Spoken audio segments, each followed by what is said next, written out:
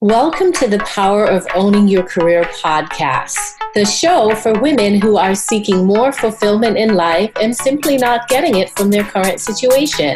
We focus specifically on careers, but hey, we spend a lot of time in our careers, so making changes here will definitely create an impact in your overall happiness. I'm your host, Simone Morris, and my mission is to empower women to succeed. I believe that in order to powerfully own your career, you must decide and claim that you want to sit in the driver's seat. You must know that you deserve better and be willing to not only do the requisite work, but be willing to go out on a limb to ensure your success. Each episode focuses on profiling a leader who is clearly demonstrating ownership of their career. Join me and my guests as we explore career journeys and bring you actionable strategies to use to get into the driver's seat for your career. Because ultimately, your career is your responsibility. Let's get into the show. Hey, everybody. This is Simone Morris, your host of the Power of Owning Your Career podcast. I am just thrilled. Let me say thrilled because I have a fellow Jamaican on the line who is going to be our guest for the Power of Owning Your Career podcast. Her name is Dr. Hume Johnson. I hope I said it right. She is the CEO of her own company, which is a branding and consulting firm, and she's also an assistant professor of public relations. Please join me in welcoming Dr. Hume to the conversation. Welcome. Thank you so much, Simone. It's such a pleasure to talk to you today. Well, tell us a little bit more about who you are and what you're currently doing. I love to say that I'm an enthusiastic personality that believes in excellence and believes that everybody can achieve excellence. And because I do personal branding, I always say, who are you is not what you do. So I'm telling you that my personality is confident and strong, and I'm highly skilled in communications. And so I'm an associate professor of public relations right now at Roger Williams University in Rhode Island. But my business is to help leaders and professionals to discover and mobilize their personal brand so that they can be in the driver's seat in their career, to use your terminology. I love that. What jumped out for me were the words enthusiastic and excellence. I love that so much. So tell us, just on your career journey, what are some of the highlights that jump out for you? Well, my career began in broadcast journalism. I was a television presenter with the Jamaica Information Service when I left university. So that's the news arm of the government of Jamaica. And then later on, I was a political speechwriter with the Minister of National Security, and also as a publicist for Jamaican Entertainer. Many people will know Tony Rebel. And throughout my college years, I was a publicist for the Entertainer for about 10 years. And so my career has been both in politics and in journalism/communications. I like my scholarship. I was kind of forced into scholarship. I liked politics. I understood how organizations or societies should organize themselves. I understood messaging, and so it is not a difficult transition to move from journalism into politics, because politicians always feel like journalists are the persons who understand the media and can get their message across in the media in a very effective way. So journalists are always, we're always following politicians around because our job in media is to hold government to account. But they also realize that journalists independently understand the media and can get their message across. So that's what I did. And it was a very successful career in which I learned a lot about politics. And I also learned a lot about how to communicate politics and to communicate the person. Because the politician wants you to vote for them.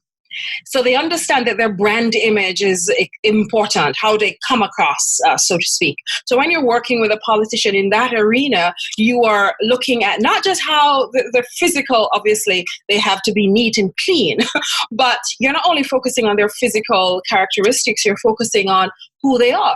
You say that you want to assist everybody to become more empowered and to have education, and you're caring about their well-being. But what is your story? Why are you interested in education? Where do you come from? What is your message? What is your platform? And so that has been my job, and that's been my passion for a long time, to help them to communicate so that they can resonate, effectively with their target publics, or me and you, the voters. Right. I love that. And I have two questions that came up for me based on that answer.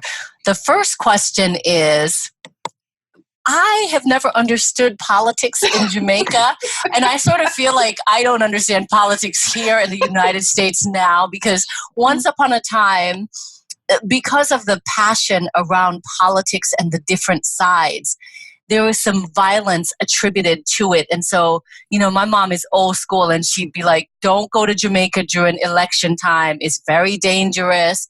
And, the different sides are super passionate. But here we are in the United States, where the different sides are as passionate. And now violence is showing up a lot more in the political space. One of the things is that because political parties are competing to see who will govern, and that it becomes a competition, and political competition tends to be very charged. Let's use that word, charged, because there's a lot of resources involved. You can't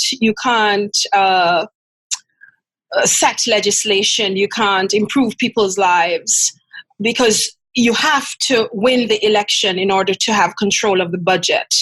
And to wield the greatest power and influence in the country, you can't do that unless you win an election.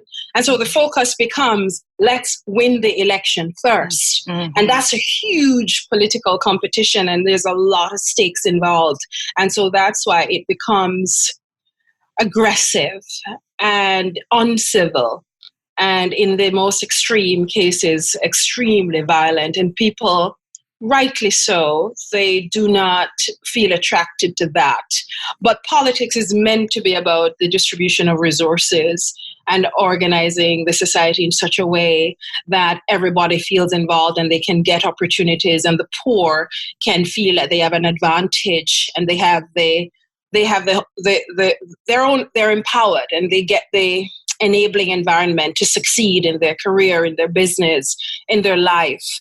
But sometimes the competition tends to take over, unfortunately. I love how you said that. I'm a lover of words, and I notice about this conversation, I am nerdy about words. Uncivil, just the beauty of language. And so I want to compliment you I was always attracted to language. Maybe that's why I became a journalist. Yeah. In fact, when I was in Jamaica and I used to listen to the radio announcers on Radio Jamaica, I was fascinated by their use of language. And there was one particular broadcaster who used to just use words and used to tell people what the words meant. And I thought, at that time, personal power was for me having knowledge and being able to speak well. So as soon as I left high school, my first thing that I did was to beg my mother for all the money that she could find so that I could sign up to train my voice to become a broadcaster. I love that. I love that. That's awesome. So you did that in Jamaica? I did that, yes. Okay, sure. Okay. So how did you move from that career, and by the way, I love Tony Rebel. How did you move from that illustrious background over to academia? You know what? One of the things when I was in Jamaica as a journalist, when you are interacting in the political environment and you're seeing the society around you, and that's what reporters do. They report on what's happening in the society, and as many people know, many times it's bad news that we're reporting, because we are trying to almost expose what's the ills of society so that the government can do something about it. And that's media's responsibility. After a while, you get a sense of how society should be organized, how your own country, the advantage that it has and the disadvantages. And so I was very attracted to politics because that's what we were studying. That's what I was seeing in my career. And so at one point, I was writing speeches for parliamentarians. And secondly, I became very interested in politics for itself. So when I started my master's, I decided to study government and society.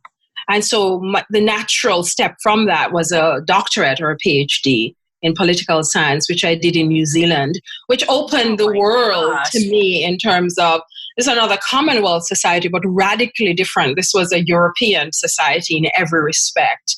And I was studying politics in an international environment where you're seeing the world, not just Jamaica, but you're able to see Jamaica now from the vantage point of being outside of it. And so for me, scholarship, I was fascinated. I was learning so much.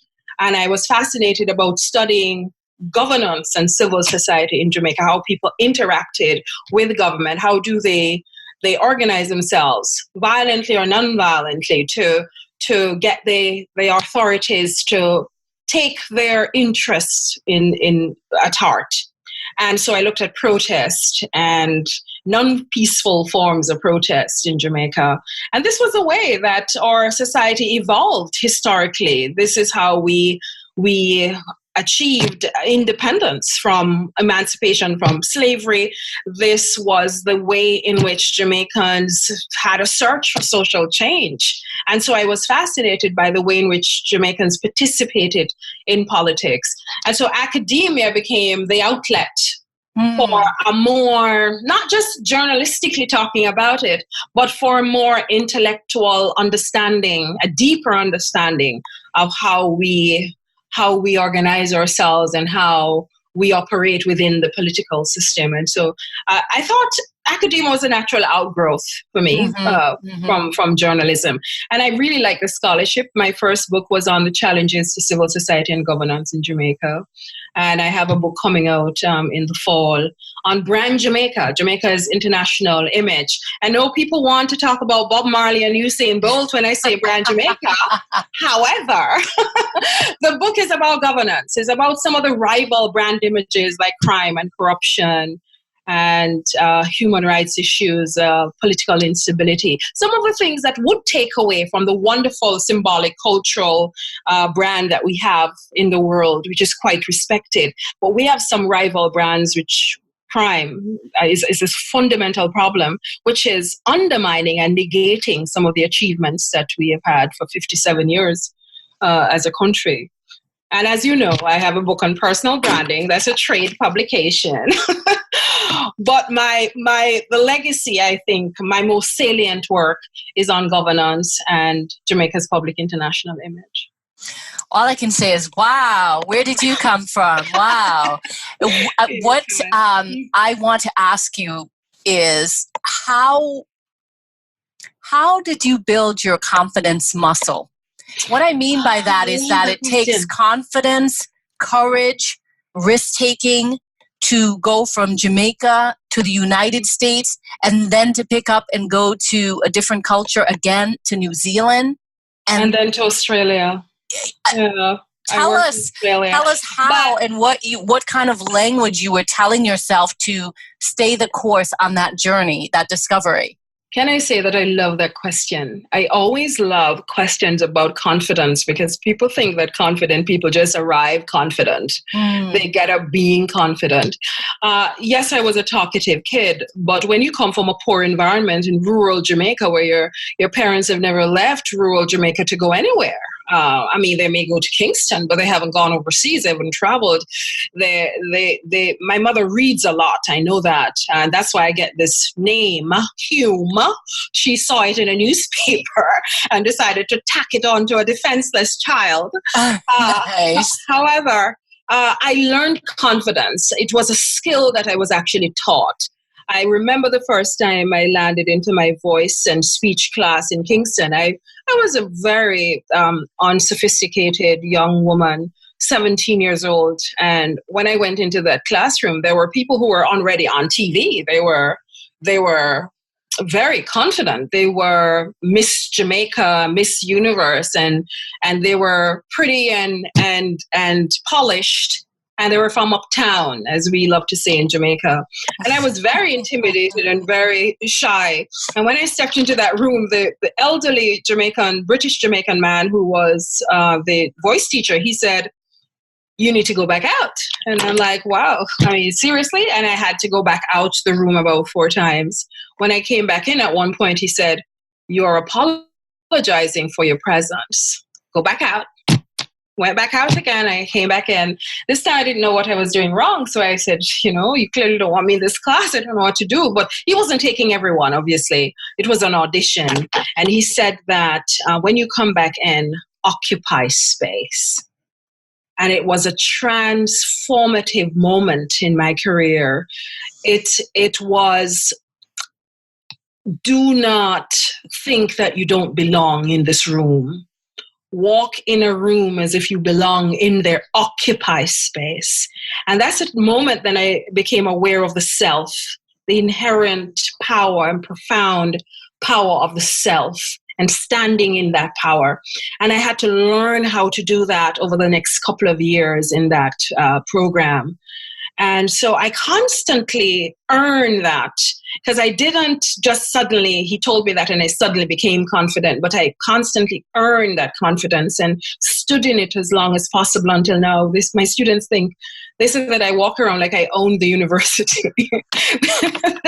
They don't understand that this was a long years of 40 years of trying to stand in the driver's seat, as you call it. And after that point, I didn't apologize for my presence very often. I knew what I brought to the table. And even if I didn't have it, I knew that I could learn it.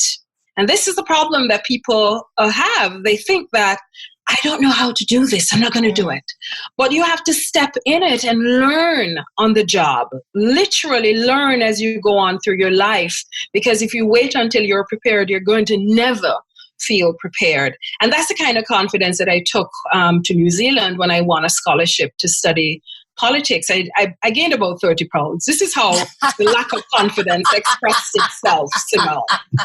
I was going to a country that I didn't know anything about. I only saw it on the cheese, like the cheese in the supermarket in Jamaica said made in New Zealand. Nice. Seriously. And I went into this country by myself, 24 hours on a flight. It's a European society in every way. It was radically different from Jamaica. For the first 6 months, I was miserable, completely miserably. I was totally out of my comfort zone. And my supervisor, my doctoral supervisor, and this was in my mid-20s, she was this wonderful Indian professor from Kerala in India. And Kerala is in the region where women are marginalized a lot. So she understood what a lack of confidence is and owning your space. And one day she sat me down and she said, you have to surrender to your environment. That was it.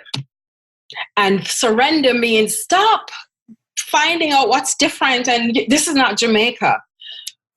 Relax. Because this was my first time living away. We would go to New York and shop down the place and bring it back to Jamaica. But this was living in a new country where there weren't Jamaicans around and hardly Black people around. And so that surrender for me was, okay, I need to embrace where I am. This is an opportunity. And I started to embrace different people. I had to learn to talk across language, across culture, across race, across beliefs, across different approaches to life. And what stood for me was my own values and myself. My confident self, because I'd acquired a lot in Jamaica. I was working with very renowned people, and I knew who I was and what I brought to the table, and I started to own that and bring that when I was there. And I had a wonderful 5 years in New Zealand, and that gave me the opportunity and the mettle to apply for jobs elsewhere. I landed a job in Australia teaching journalism. Wow. And I thought, I'll take it. And so I went back I went back down under, as they say. Oh my goodness. And, I've been to Australia once. We were in Australia a couple years ago in Adelaide. Isn't it awesome? It was, I honestly did not know what I was missing. And it was that long journey. I had focused on that long flight. Yes. But when I got there, I loved it. So worth it. I would go back in a heartbeat. Yes. I always say that I would live in Australia. I would live there. I would go back to live. I was a permanent resident of Australia. I would live back in Australia. Yeah. What part were you in? I was in Queensland. Okay. What a wonderful story. I could listen to you all day. I mean, it just is amazing, just the journey that you've had. Yeah. So tell us from that journey, what is your formula for successfully owning your career? You have to discover what your personal brand is. You have to begin with the self.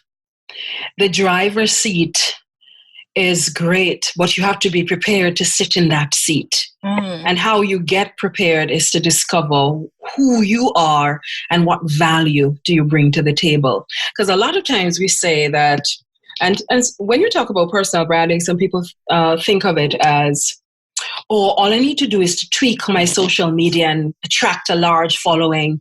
And once I have this large following, then this is my brand. Look at me. I'm out there. I'm sexy. I'm pretty. And I look great. But unfortunately, that's not what it is about. Because people with 30,000 or 30 million followers still don't know what their personal brand is. So you have to come back to the drawing table. Who am I? And what unique value do I bring to the table? And so you have to look at the sum of your personality, first of all. And people ignore that. They begin to talk about what skills they have. Who cares if you're disgusting and obnoxious? People meet who we are first. They meet our personality first. They connect with our personality and our spirit first of all. Then they want to find out more. And so you can then bang them over the head with how great you are at various things. And so I begin with your personality, and then I get into what skills do you have? What are your competencies? What are your talents and your gifts? What are your assets? And I always end with your values. Why do you do what you do? I do it. I do what I do because I believe in excellence. And I think that everybody can achieve excellence. And I'm pretty confident if I ask you, Simone, why do you want to empower others? You have a set of values that you believe in, that is driving this thing where you get up and do your podcast. Nobody's paying you to do it. You want to do it because you have a certain belief about something. And you also have a set of skills that you want to articulate. And you have competencies, you have expertise. But people should know that. How do they know that? How do you get opportunities? How do you mobilize this career? How do you be in the driver's seat if people are unaware that you can actually drive this car? You sit in the back seat or outside the car. Nobody wants to know that you want to lift. Nobody knows that you can actually competently move this car. So they don't look at you. They look at the person who is saying, hey, I can do this. And this is why I can do this. This is all of the experience that I have. So please allow me to drive. And they will confidently say, hey, sure, you can do it. Nice. But maybe the other person outside can do it better, but they're not communicating this brand. And so that is, for me, there is no way that you can achieve any measure of success without first knowing what your personal brand is.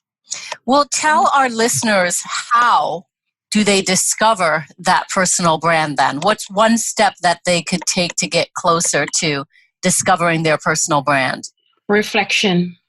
Reflection on your personality, your skills, your talents, your gifts, your competencies. What are some of the things that you consider strength? What do other people consider strength? One task I would suggest that your listeners do is to ask, post on social media, when you think of me, what comes to mind? And you will get a sense of what people are thinking. Some of it, I will warn you, will not be what you expect. Some of it may be disappointing, and ask people who will tell you the truth, not people who love you and like, oh, you're so awesome, because they're not going to tell you the truth. You want to ask people that will actually say, well, you come across a little bit, well, I don't think you're very confident. Whereas you may think that you're all these things, but you want to make sure that how people are perceiving you is also aligned with how you see yourself. And it may give you some indication that there's some things that you need to edit, some things you need to amend, some things you need to work on to organize that. One client of mine, she did it and she said that people think that I only love sport. I said, because all of your posts are about sport. So people don't think that you're anything else beyond sport. And unfortunately, personal brand is the perception that people have of us. It is lodged in the minds of other people. And it's very important for you to think and communicate yourself in a particular way, but it should be aligned with how people see you. And if you want to change, if you have a negative perception out there and you want to change that, then you still have to find out what they think. So the first step is that brand discovery, auditing your personality first. Always start with that. People see us, people meet us. As I said, they don't meet our skills. And they, of course, can use my brand new book. I'm looking at the reader's copy. My brand new book is available on Amazon. And I give you 5 steps to building your personal brand. Awesome. So I don't even know that I need to ask you more about risk, because you certainly have taken a lot of risk. Yes, I have. But progress. I read one time where they say that progress means a change of places and priorities. You have to be willing to change places and priorities. It's never standing still. And for me, it was physical movement. I literally had to move places, I had to leave Jamaica and to go elsewhere. But for others, it will be just a change of mindset. And for a lot of people, we have a mindset. As soon as you tell them an opportunity, they say, well, I can't do it because this and I can't do it because of that. And I start to cringe when I hear that, because you're telling me no. You're actually saying you're making excuses. You're finding the obstacles. You're not focused on the possibilities. I love that. That change of mindset is significant. That's a risk for many people. That will be the risk they need to take to believe that it is possible. And so what advice do you give to them to be more willing to embrace the risk and not give in to the fear? Write down all the things that you could do if there were no obstacles. And you can take one step at a time. For me, I love to say, even when my mother and I were doing any project and she would go large and say, but. And Jamaicans, but is our favorite word. And let's take one bite at a time. We're not going to focus on what's there. I know what the overall picture is, because you need that overall image of where we're going. But if I say, why don't we just do this first? This is just one small bite. You can do this. Anybody can. Then we move on to the next step, because life and success is really a series of steps. If you think about the whole project, know the end goal, but just focus on just one step at a time. One thing that you can do to get towards your goal today. I have a new course that I want to start on crisis communication. I've been thinking about it for so long. So yesterday, I started it. There's a title on the page, Communicating in Crisis. And today, when we're done with this interview, I will do another thing on it. I will look at different assignments, and eventually it will be done. Absolutely. I have no doubt. The first thing that popped into my head was Olivia Pope. I don't know. And I think that goes back to the branding. That goes back to the Judy Smith branding, because I just saw her at a conference talking about crisis management. And that was, knowing what your brand is. That's who I thought of immediately. Of course. Because many people who are public figures, they understand crisis, because a lot of them, they're in the public eye. A lot of things emerge. And so they have to know how to handle it. And organizations generally, they understand that they depend on good opinion, good favorability. But what if something happens to your brand image? Life happens. Sometimes we get into trouble. One way or the other, something will happen that may change the image of us. And so personal branding is so crucial, because it helps you to build up just strong stores of favorability based on your competencies, your skills, your talents, your assets, your values, so that when you hit a snag, that you can always come back to that. She's always been great I mean, I'm sure she will solve this issue because she has always been a positive person. And they think of you as just a moment. She's just going through a moment. Or your organization is just facing a moment. Your stores of favorability is you're sitting on credibility. But you have to build it first in order to be able to access it when you need it. I love that. So much of what you said is resonating with me. I wonder if you were to think back, is there a moment in your career where you felt like you avoided responsibility? And what did you do to overcome that? I'm generally not a person who avoids responsibility. I go all in. But sometimes I think that I would say I would delay certain things, or I'm not necessarily a procrastinator, but I find over time that in the past I would start a project and I would want to do so many things that I would have several projects started and nothing completed. And I found at one point I felt stagnant. I felt so bad about myself because I felt I wasn't accomplishing anything. And then a friend of mine said, you just need to do what you always advise people to do, one step at a time. So do not go to the next project until you complete that one. And I remember this book, this brand new book was part of that dilemma. I wanted it done. I knew my clients needed it. And I needed a signature product. You understand this. You're talking about owning your career. You need something to leave with them to kind of, and it gives you that credibility as well. And I couldn't complete it because I had all this other academic stuff doing. But my advice is just do one thing at a time. Because if I say I were to avoid responsibility, that's the thing that I would do. But I'm not doing it because I'm a lazy person. I am avoiding responsibility because I'm putting my focus on other projects and pretending to be good at multitasking. Yeah. They say, I've heard, and it's true, that multitasking doesn't work, but that women are so good at it because we're juggling so many things. So I totally get that. Ourselves that we can, but they say that we're doing a lot of different tasks, but it's not, we're slowing ourselves down. And were we to complete one thing and then move on to the other thing, then I guess if so example, if you're a mother and you have to do this and do it with your kid at the same time, then I imagine that you'd still have to tend to the kid first, get that sorted, get it out of the way, and then you do the other task. Sure. I suppose we're good at lining up tasks and completing them. Yeah. Maybe. Yeah, for sure.